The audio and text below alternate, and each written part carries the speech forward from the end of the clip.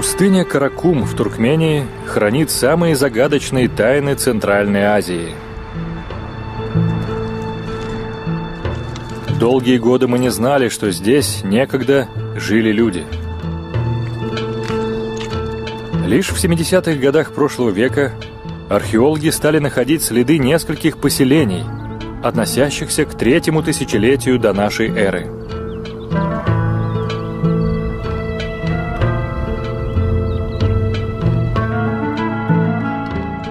До той поры считалось, что древний мир существовал только вокруг великих городских цивилизаций Египта, Междуречья, Элама и Инда. Экспедиции в Каракумскую пустыню выявили целый ряд поселений, раскинувшихся вдоль древнего торгового пути.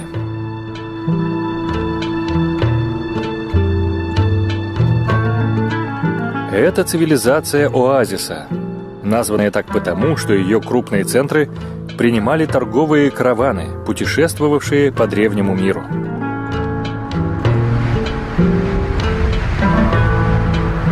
Раскопки показали, что это была самобытная культура, для которой характерны развитое мастерство ремесленников и необычные женские статуэтки. И все же многие вопросы остаются без ответа. Во что верили и как жили люди из этих поселений? Каковы были их отношения с современными им культурами? Итальянский археолог Габриэле Росси Асмидо начал новую экспедицию в центре Каракумской пустыни, чтобы попробовать раскрыть эти тайны. Его находки приведут к истокам первых мифов человечества. К временам, когда человек придумывал истории, ставшие основой религий.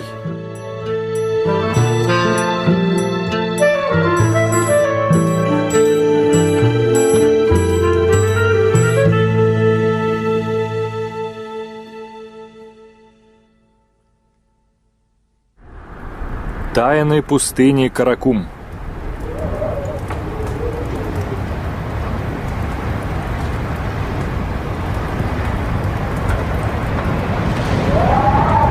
Фильм Марка Ямпольского.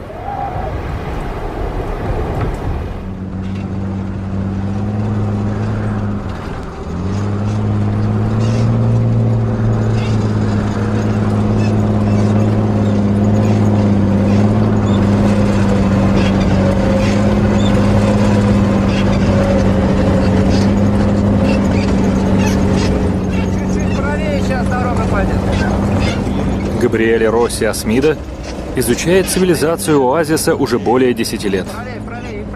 Теперь он хочет продолжить работу, исследуя новые объекты. В мае 2003 года вместе с российским археологом Берды Удемурадовым Габриэль отправился в место древних поселений, известное как Аджи-Кую.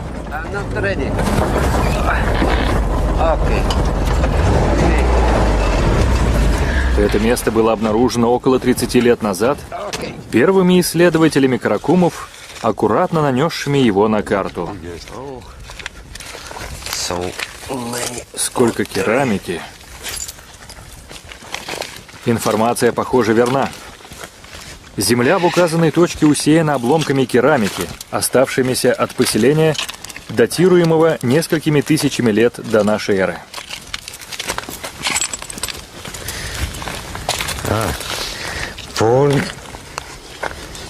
Вот оно. Посмотрите-ка. Типичные фрагменты. Очень интересно.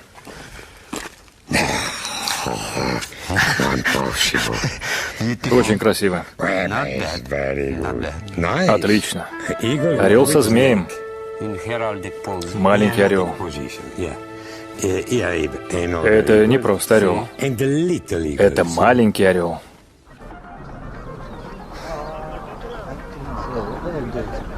Через месяц нанятые для раскопок рабочие поставили лагерь. После долгих столетий молчания Каракумы вновь оживились с приходом новых жителей.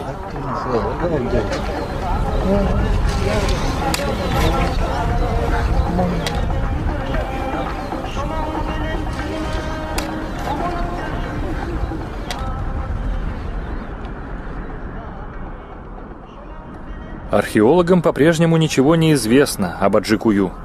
Ни о размере поселения, ни об истории. Неизвестно даже, относится ли оно к цивилизации оазиса. И где на этих просторах искать следы людей, оставленные 5000 лет назад?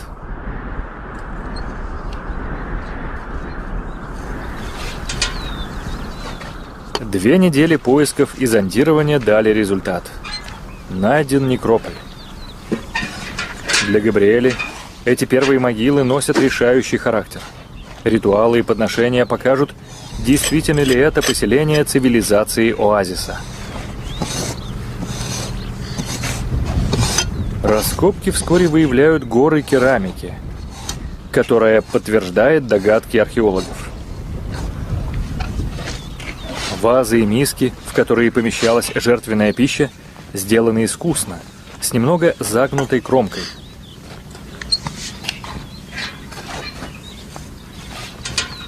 Утонченные и оригинальные формы – признак истинного произведения искусства. Керамика из следующей могилы разрушилась вследствие оседания грунта, однако внутри скрыты другие сокровища. Великолепные изделия из бронзы. Вот сосудик.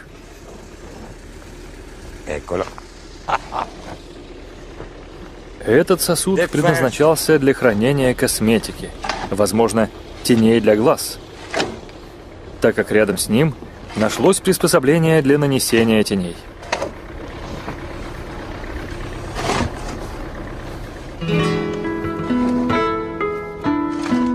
Наличие подобных вещей в могиле подчеркивает ту важность, которую придавали красоте жители Аджикую.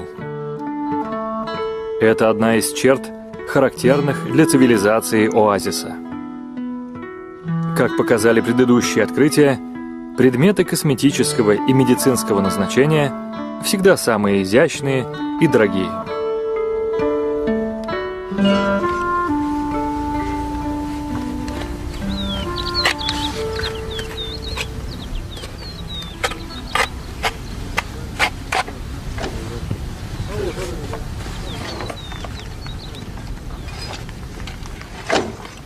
Через несколько дней жители мира, исчезнувшего 5000 лет назад, возвращаются на свет. Первый из них показывается из-под обрушившейся арки своей могилы, будто выглядывая из-под каменного одеяла. Второй, лежащий на боку, лицом к восходящему солнцу, выглядит так, будто его грубо разбудили от глубокого сна. Это ритуальное положение – характерное для всех обитателей некрополя. Жутко выглядит не спектакль смерти, но спектакль жизни, который был продолжен положением тел.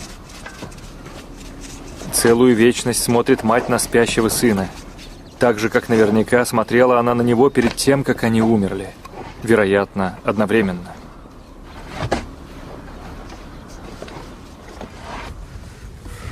Антрополог Арас Бабаков берется за дело, когда, кажется, кроме скелетов, лежащих на дне гробниц, осматривать уже нечего. Ого. Однако на этот раз предмет находится под черепом. Он ускользнул от внимания археологов. Габриэль! Находка раскрывает еще одну черту есть этой цивилизации. Что? Что-то есть. О, молодец. Эта маленькая печать была намеренно положена под голову усопшего. Жест, пусть и совершенный 5000 лет назад, имеет огромное значение для археологов. Хороший. Такие печати обычно находят в женских могилах.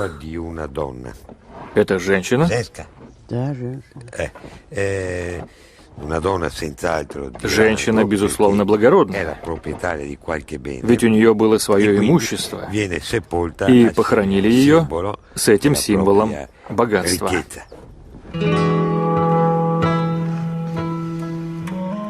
Печать – знак владения объектом или продуктом, эмблема власти, связанной с контролем торговли. Все найденные к настоящему времени печати из женских могил. Поэтому мы знаем, что власть принадлежала женщинам. В третьем тысячелетии до нашей эры общество оазиса было матриархальным. Его развитие больше зависело от использования сельскохозяйственных ресурсов, чем от завоеваний и военных действий. Его божества были божествами плодородия.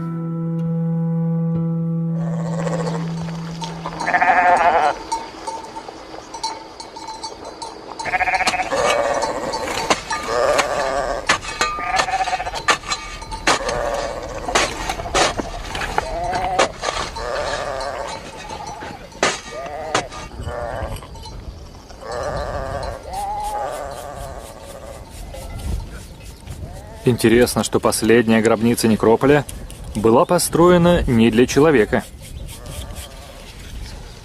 Животное, которое можно разглядеть на дне могилы, алабай, собака, типичная для этих мест породы. Сегодня ее потомки используются каракумскими пастухами для охраны отар.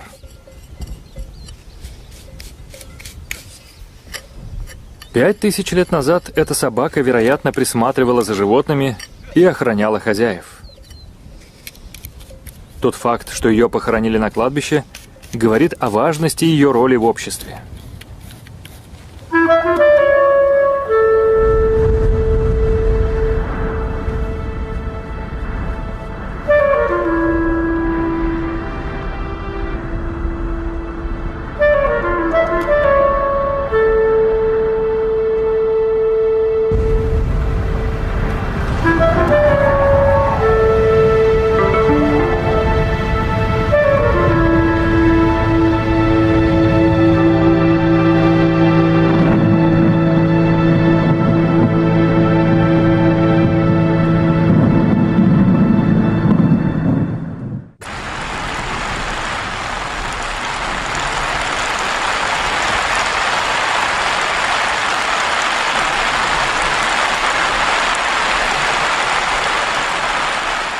Всю ночь шел дождь.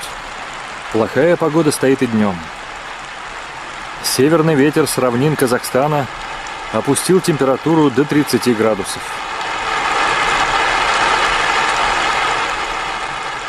Глинистая пустыня тут же превратилась в озеро, и раскопки приостанавливаются.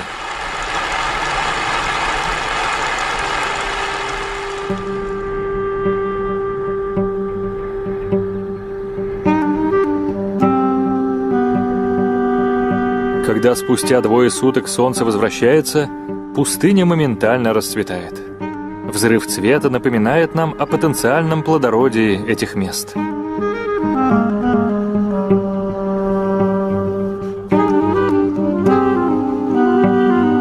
Вернись лицо. Начинай, да, вот это угол, давай, угол. И вот эту линию давай, вот сюда теперь, вот сюда, вот до сих пор идет линия. Вот сюда до поворота ведешь, Максат. Дождь неожиданно помог археологам. Вот до поворота, да, веди.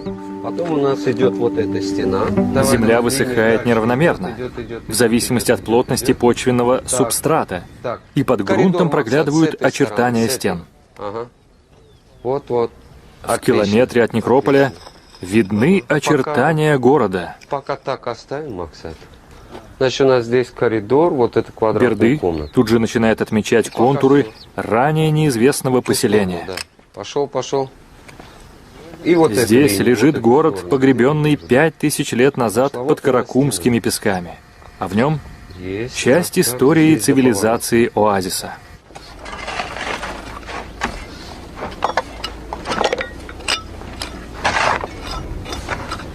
Теперь нужно снять грунт по линиям зданий до уровня, который был в древности. Ни размер, ни форма этого города пока неизвестны. Раскопки нужно вести очень осторожно, чтобы не разрушить то, что сохранила пустыня.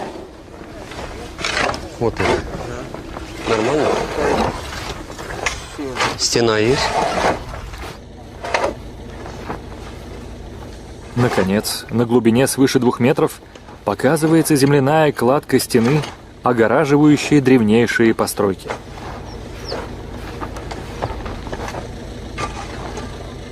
Это наружные стены толщиной более 2 метров.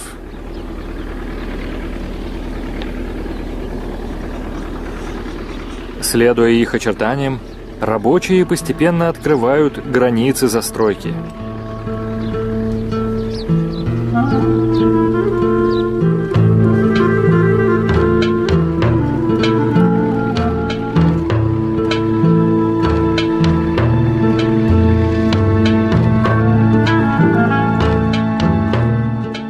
Результат превосходит ожидания.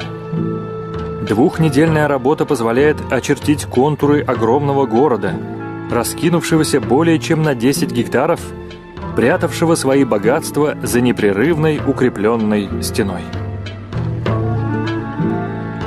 Именно здесь процветал один из крупных городских центров цивилизации оазиса.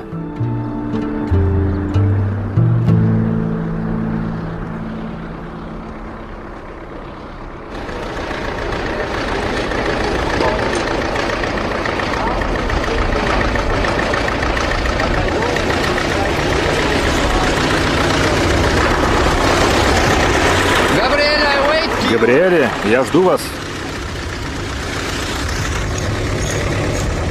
Габриэль, я жду вас, потому что мы нашли прекрасную вещь. Замечательную гробницу.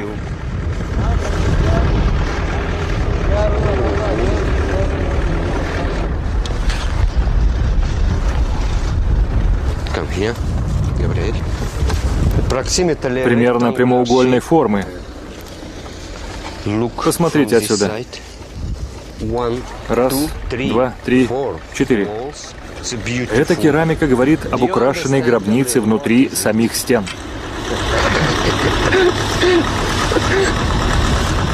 Усыпальница расположена так необычно, что это, кажется, имеет особый смысл. Сейчас.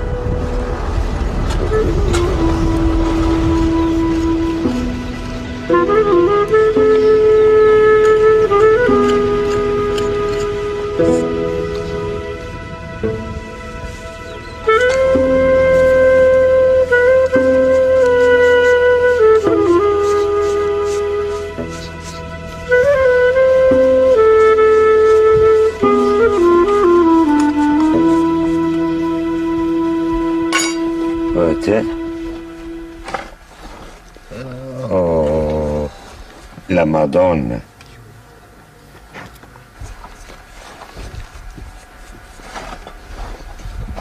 Un amuleto. Амулет классического образца с орлом. Тут всегда орел и змей. Орел и змей. Это 4-й подобный амулет, найденный в этом месте.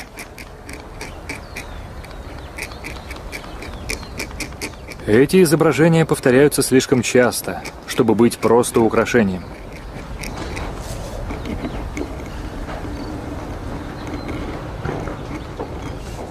Изображения орла и змея встречаются во многих древних культурах. Они символизируют противостояние земного мира плодородия и жизненного цикла с духовным миром мысли, воображения и богов.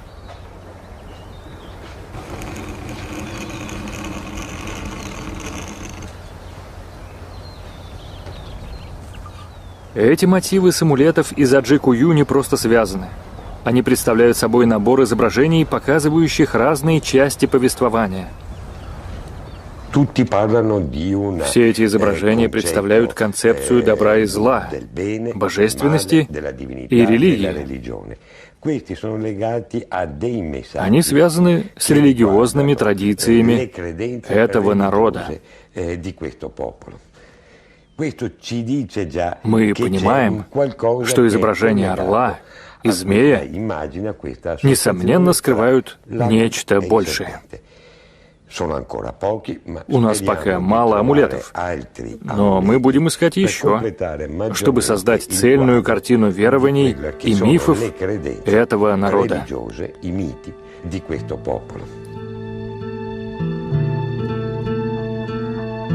Археологу очевидно, что эти изображения относятся к истории, которая рассказывалась в этих местах около 5000 лет назад.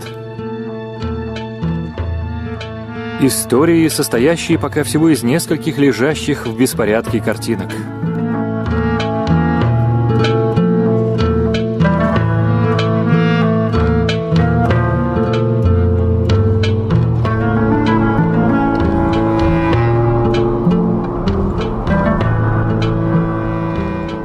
В июне проект приостанавливают до тех пор, пока не пройдет невыносимая жара каракумского лета.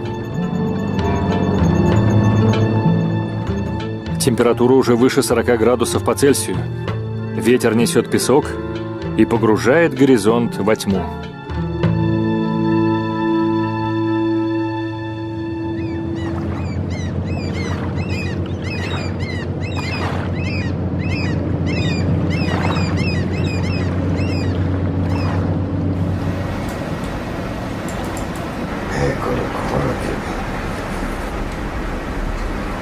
У себя в Венеции Габриэле сразу же начинает изучать изображения с каракумских амулетов. Подобные изображения находили на других раскопках? А если находили, то что они означают? Вскоре становится ясно, что имеется много возможных ответов, относящихся к различным частям древнего мира. Орел и змей фигурируют в мифологии Эламского царства на территории Ирана, а также в Междуречье. Скрывается ли за всеми этими изображениями один и тот же рассказ? О чем он повествует?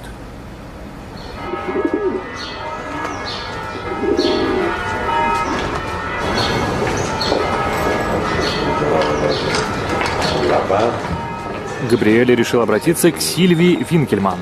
Она профессор немецкого университета Мартина Лютера, признанный эксперт по мифологии Древнего Востока.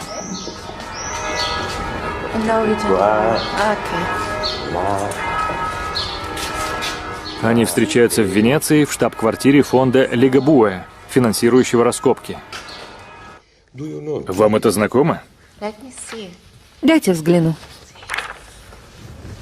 Здесь 2 змея. Да, 2 змея. Чудесно. Чудесно. Они все из Аджикую? Да, все из Аджикую. Видели такое? Да, видела. Это один из древнейших мифов. Вы знаете миф об Итане? Это его начало. Орел живет на дереве. В корнях дерева живет змей. Змей и орел. Миф об Итане один из самых древних. Он начинается с рассказа об орле и змее и пересказывается изображениями с каракумских амулетов, нарисованных и расставленных по порядку. Орел и змей дружно жили вместе на древе жизни. Однажды птица замыслила недоброе и вместе со своими птенцами решила съесть яйца змея. На совете богов змей задумал отомстить и спрятался в теле мертвого животного. Когда орел сел, чтобы обглодать тушу, змей поднялся перед ним, схватил и сбросил в яму, где орел погиб. Это начало рассказа, найденного на клинописных табличках 2-го тысячелетия до нашей эры. Но истоки мифа гораздо древнее. Полагаю, эта история, известная во всем мире, но в письменном виде найденная только в Междуречье под названием «Миф об Итане». Этот миф был записан лишь во втором тысячелетии до нашей эры, но изображался задолго до того. Мне попадались изображения, датирующиеся пятым, а порой даже 10-м тысячелетием до нашей эры. Мифы и ритуалы возникают как результат особых общественных условий.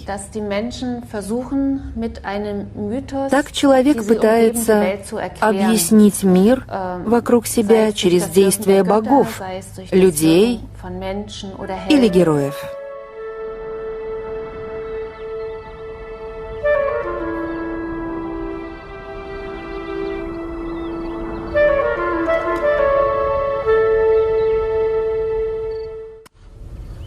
Рассказ Сильвии Винкельман подтверждает, что каракумские амулеты действительно часть повествования. Однако, чтобы доказать, что это действительно миф об Этане, Габриэле должен найти изображение, относящееся к другим частям истории. У вас здесь потрясающая экспедиция. Она уникальна, просто уникальна. Вернувшись в Туркмению в сентябре 2003 года, Габриэле сообщает археологическому миру о своих открытиях. У нас очень интересный материал есть. 2 дня спустя его посещает туркменский журналист. Володя Тубеникян – специалист по истории своей страны. У него есть несколько предметов, которые, как ему кажется, могут быть интересны археологу. Вот эти цилиндрические печати традиционны для данного региона и были найдены местными крестьянами или археологами-любителями. На них показана остальная часть мифа об Этане. Этанский цикл. Орел, Этана, чаша. А вот еще.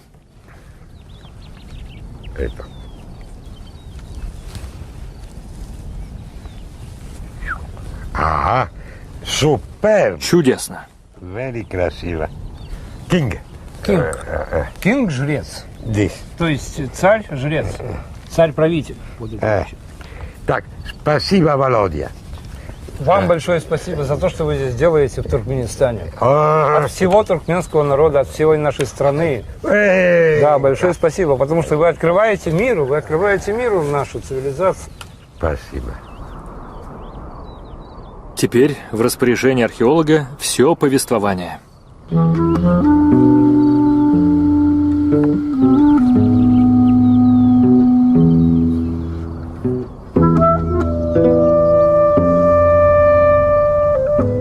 Этот миф впервые рассказан полностью при помощи цилиндрических печатей и амулетов.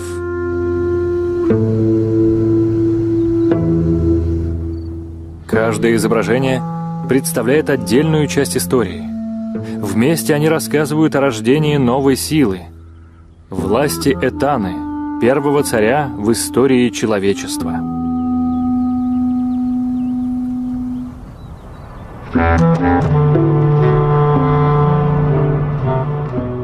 Этана был наречен богами царем, но не знает, кому передать свою власть, ведь у него не может быть детей. Он спускается в пропасть, где погиб орел, предавший змея, и предлагает сделку. «Я освобожу тебя и буду за тобой ухаживать, если ты вознесешь меня на небо к дому богини плодородия». Орел соглашается. В конце путешествия Этана встречает богиню.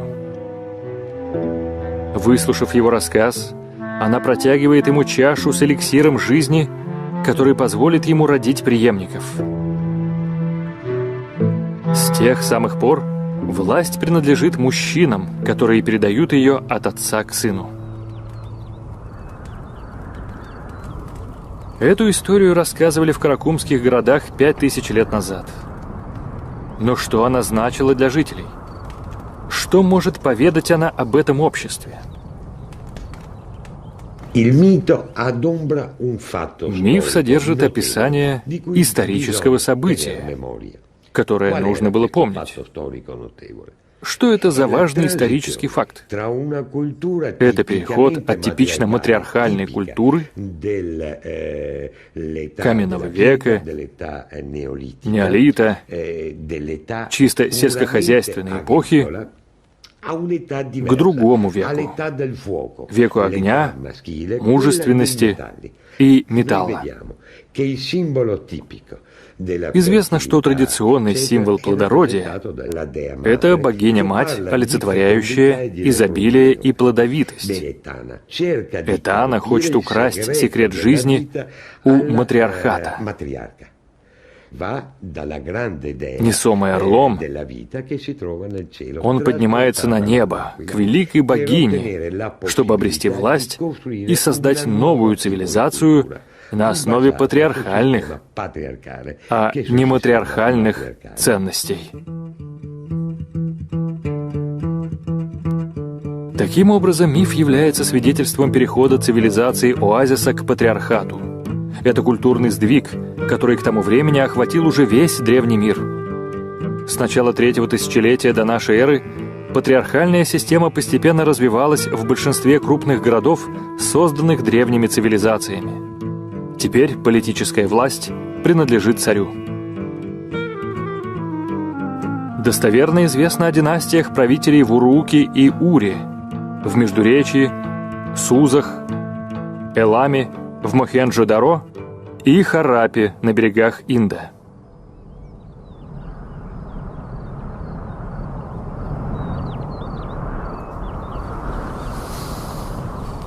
Теперь цель Габриэля непосредственно на месте найти материальное свидетельство изменения, описанного в мифе об Этане.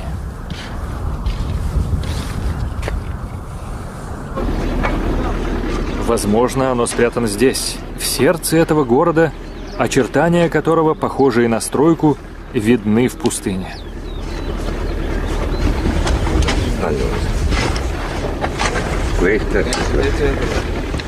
Земля, извлеченная рабочими, содержит множество осколков глиняной посуды, которые показывают, как бурлила здесь жизнь 5000 лет назад.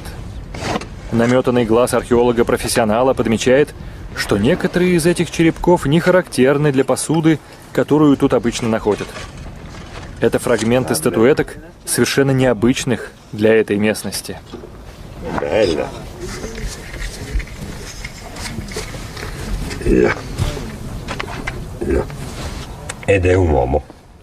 Обе изображают мужчин.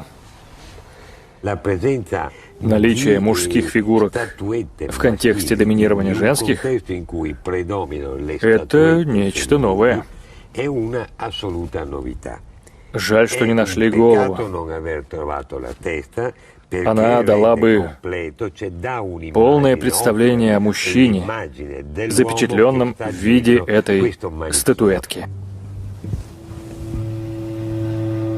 Мужчина. Возможно, это след изменений, которые претерпевало общество оазиса в то время. Однако, не видя лиц, нельзя сказать, были ли фигурки созданы здесь или завезены из других культур.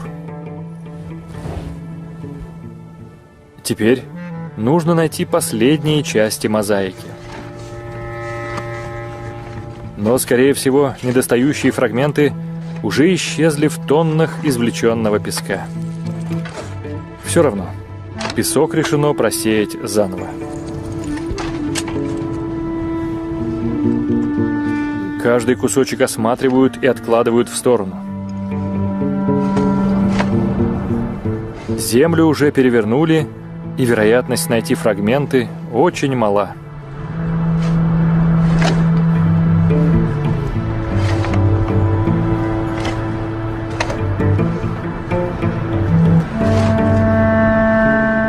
Габриэль возвращается к месту, где были сделаны первые находки.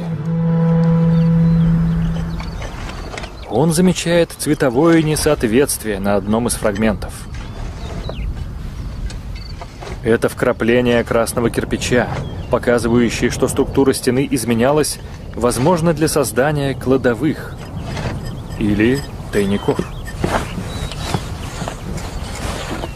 И действительно, через несколько часов археолог находит маленькую нишу в стене.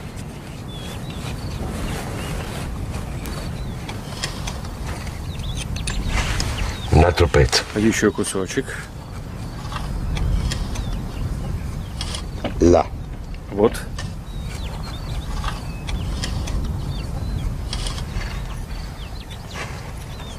Adesso una gamba. Нога. Ecco. Sì, Вот. è l'altra gamba. Еще одна нога. È l'altra gamba. Еще одна. Какая красота.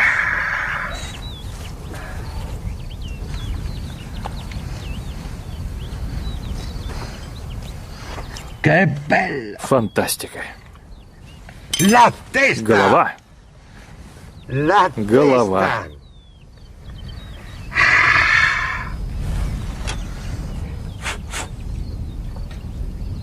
Oh, che bello! Красотища. Bellissima. Уму непостижимо. E la scarpa era Вот так они выглядят целиком. là. Complete. Полюбуйтесь.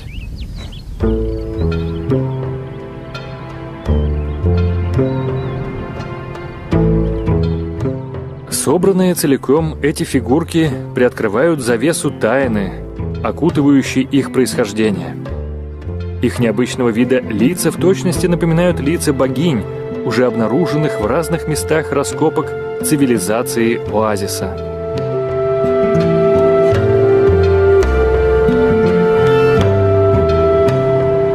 Никаких сомнений.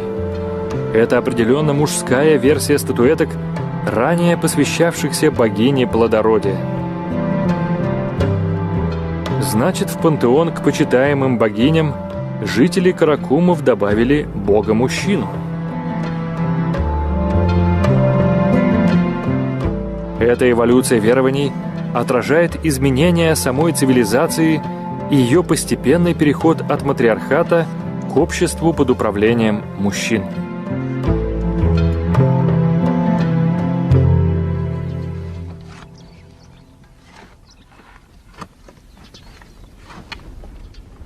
Но что это было за общество? Как жили его члены?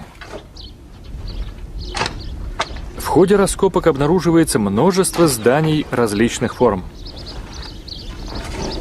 Легко увидеть очертания улиц, площадей, зданий и разных комнат в них.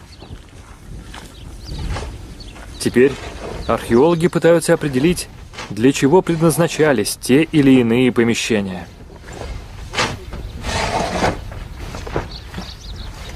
Исследователи сосредоточились на северной части, где расположен лабиринт из маленьких проходных комнат.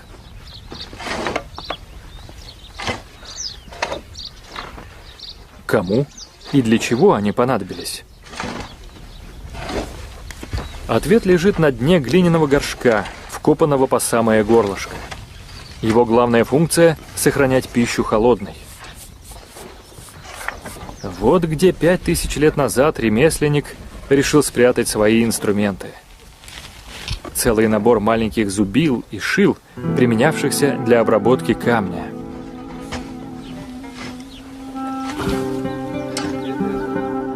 Мы, вероятно, в его мастерской.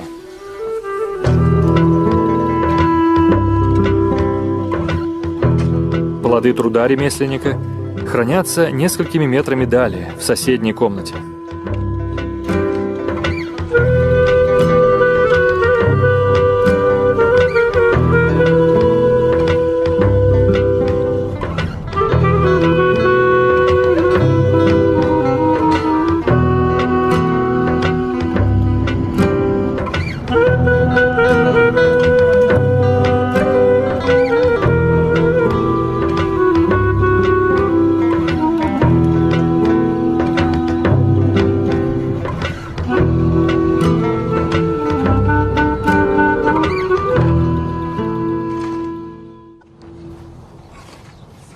В других комнатах раскопки открывают нам хранилища с резервуарами. Размеры некоторых из них впечатляют. По мнению археологов, эта часть города использовалась для хранения товаров и их учета. Эта гипотеза подтверждается, когда Габриэле начинает раскапывать маленькую комнатку вдалеке от этого места.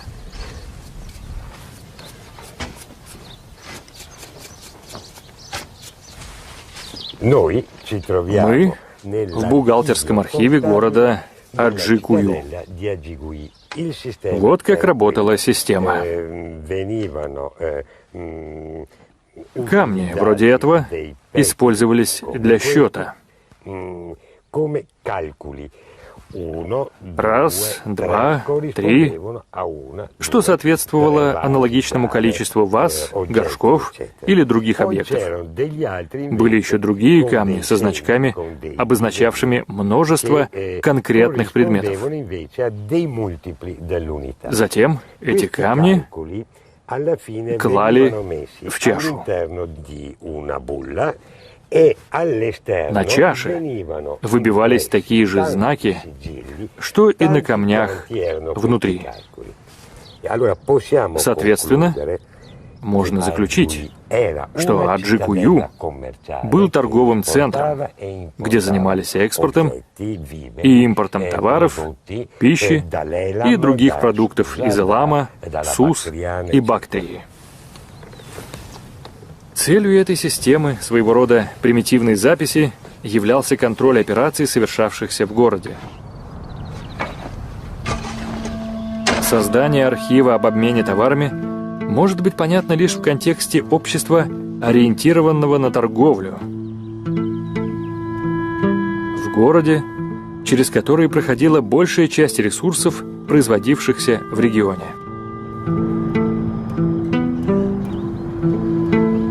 Вероятно, поблизости существовали и другие поселения, сателлиты крупного торгового города. Далеко искать не пришлось. Всего в километре остатки русла выводят к следам других стен в каракумских землях. Тут же принимается решение начать параллельные раскопки. Команды разделились и рассредоточились по объектам. Через несколько дней новое поселение восстает из пустыни. Это маленький городок исключительно жилого типа.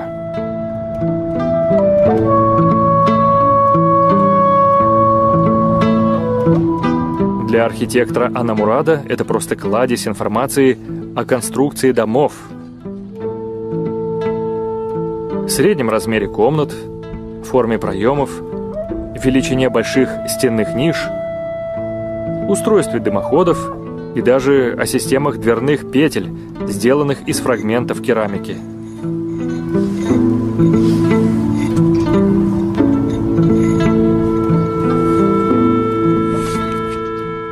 Теперь Анамурад может начать строить модель дома бронзового века в Каракуме.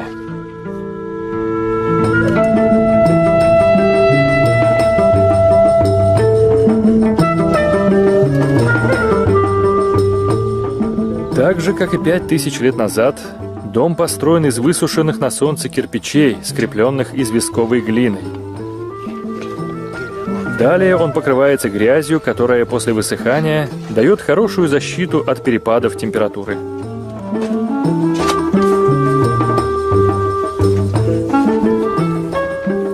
Как и 5000 лет назад, крыша сделана из веток, положенных поперек балок и засыпанных землей.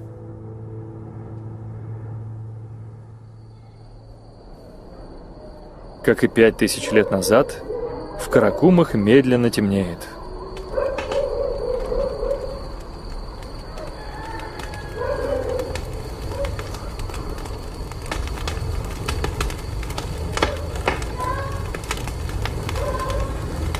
В большинстве домов жилое пространство представляло собой одну комнату, дававшую кров всей семье. Здесь готовили куриное или козье мясо, мололи ячмень, чтобы испечь хлеб, пряли шерсть с помощью ручного веретена. Здесь ели, а богиня-мать защищала людей во время сна.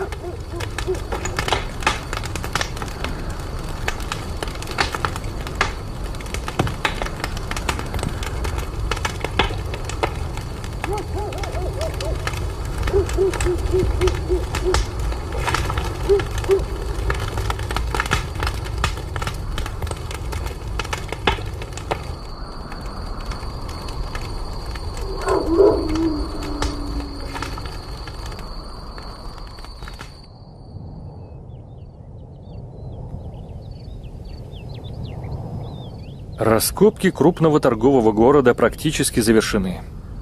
Эти 10 гектаров похожи на огромный лабиринт. Остается включить фантазию. Главные ворота ведут на петляющую улицу, повороты которой уменьшают скорость передвижения гостей и облегчают контроль за ними.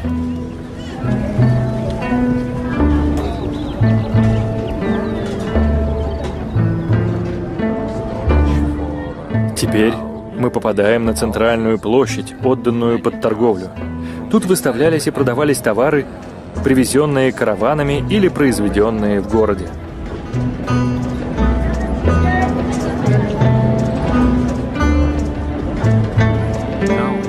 Наконец, в районе административного центра археологи нашли самую большую комнату.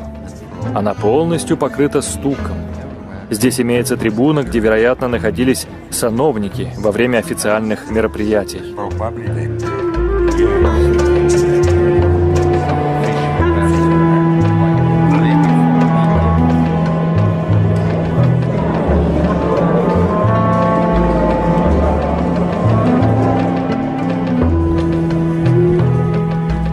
Вокруг этого торгового центра, в радиусе около 10 километров, археологи нашли следы еще 8 поселений.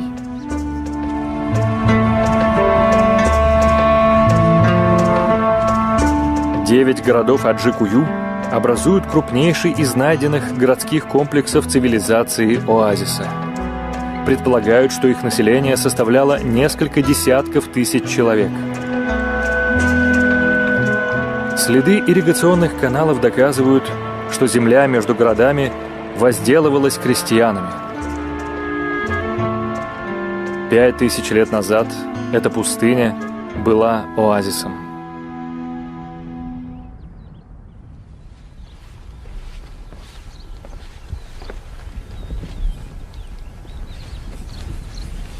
При раскопках второго города археологи сделали несколько жутких открытий. Маленькие согбенные скелеты вдоль стен рядом с подношениями. Такие тела обнаруживались десятками. Орас Бабаков осматривает их и не находит свидетельств жертвоприношения. Эти дети умерли от болезней или при родах. Они были слишком малы, чтобы участвовать в жизни города, и были недостойны некрополя. Как же так вышло, что их просто положили внутрь домов? Археологи отвечают просто. Этот город был покинут, а затем использовался как детское кладбище жителями соседних городов.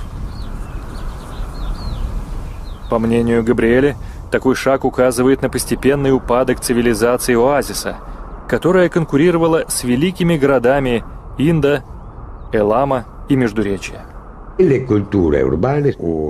Значение крупных городских цивилизаций Ура, Сус и Мохенджо-Даро заметно возросло. Цари были теперь не пастухами, они были образованы и жаждали красоты, роскоши и предметов наилучшего качества. Это привлекало множество ремесленников и рабочих к их дворам. Происходил массовый уход сельского населения в города, так как людей привлекали эти торговые и культурные центры. Как результат, сокращение населения близлежащих областей. Села опустели, ирригационные системы, каналы и земля были заброшены. Люди покинули землю, на которой жили веками.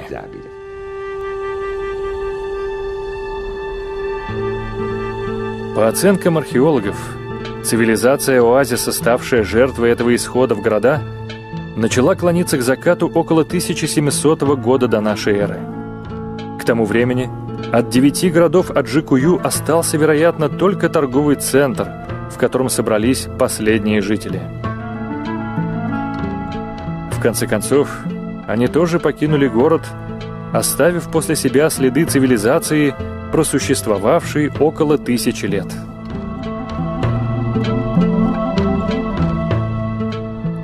Благодаря раскопкам Габриэли, ее история начинает восставать из пустыни.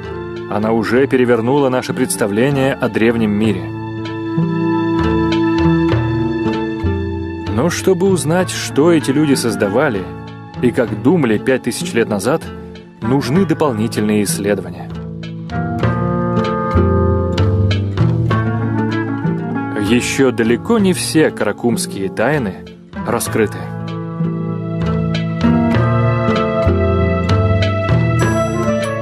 На русский язык фильм дублирован компанией «Видеофильм».